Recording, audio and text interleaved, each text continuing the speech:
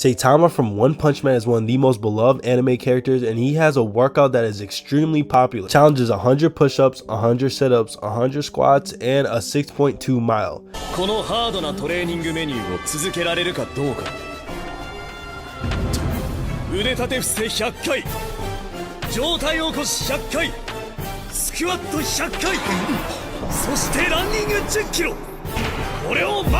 Now, it's actually hilarious how some people see his body and just run with the workout without thinking about any possible issues. But in this video, I'm going to explain if this workout is a bad idea or actually beneficial. Make sure you watch until the end so I give you the best way to go about this workout challenge. Also, make sure you leave a like if you watched One Punch Man before, and sub if you agree that season 2 low-key sucked. But I'm also trying to hit 500 subs by the end of 2021, so if you can hit the sub button and help me out with that, I appreciate it like crazy. I'm going to divide this up into pros and cons, and I'm going to start with the pros of Saitama's workout and who it might work for.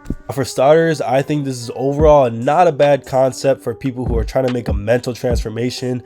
I understand the power of being motivated by a character that you love to change your own personal life purely based off dedication. Some people need to tighten up in life and find a new direction, and I can see how working out 100 days straight can seriously change someone's productivity and focus in life. Also, this will help overall cardiovascular health, which will strengthen your heart and help lose some serious weight in a short amount of time. Now, just because you're losing weight doesn't mean it's super healthy, but doing a routine every day is always better than just sitting on your ass and doing absolutely nothing. I also see this being pretty hard workout for beginners and people who need to lose weight, so it might be a little bit out of reach at first, but maybe if you're in the position you don't have access to a gym, and just being able to move and challenge yourself is worth it for some people. So I can honestly see that. Now, before we go into the con side of the workout, make sure you watch into the end so I can help you optimize this workout so you can still do your favorite challenge from this amazing anime character. One of the cons is that this workout can be way too easy for some people too.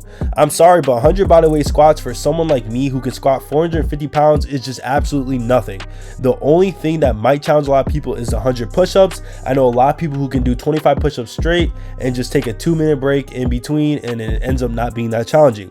But other than that, there is no basic principle of progressive overload for muscle growth. And on the other side, there is just too much cardio to maintain a high level of muscle for some people. Running 6 miles a day is unnecessary, and I would cut it down to maybe 1 to 2 miles if you really need cardio. So doing lifts that doesn't provide a really strong stimulus for muscle growth and doing a shit ton of cardio is only going to give you one result, which is just flat out skinny fat, and nobody wants to look like that. So you either need to lift weights or progressive overload correctly. The last con I want to add in is like a possibility for overuse injuries. I don't know about you guys, but doing 100 push-ups, 100 sit-ups, 100 squats, and a 6-mile run for 7 days out of the week sounds like way too much for your joints sometimes, and I just don't know how anyone can handle that for 100 days straight without getting some type of like injury to their joints over time, and just nagging injuries that'll never go away when you're just doing so much reps that doesn't really contribute to anything as in like muscle growth or strength, but just flat out cardio. All it is cardio at the end of the day, and it just seems like way too much when you span it out for 100 full days. Kind of like you're giving no days to rest and recover your muscle and your joints. So like, what are we even really doing here? Just like kind of like a cycle of nothing. Now I'm gonna explain how you can really optimize this workout if you just really want to do the challenge, which I don't suggest is the worst thing for everyone, like I said earlier.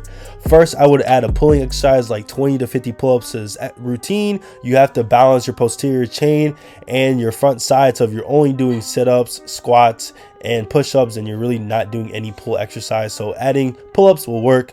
Then for the 100 sit-ups, I would take that out and switch it out for some crunches and a rotational movement like bicycles,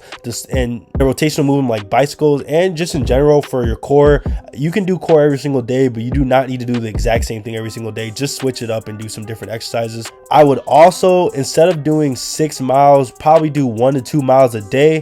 And you really would cut that down to maybe 5 days a week instead of 7 days a week. That's just kind of, too much.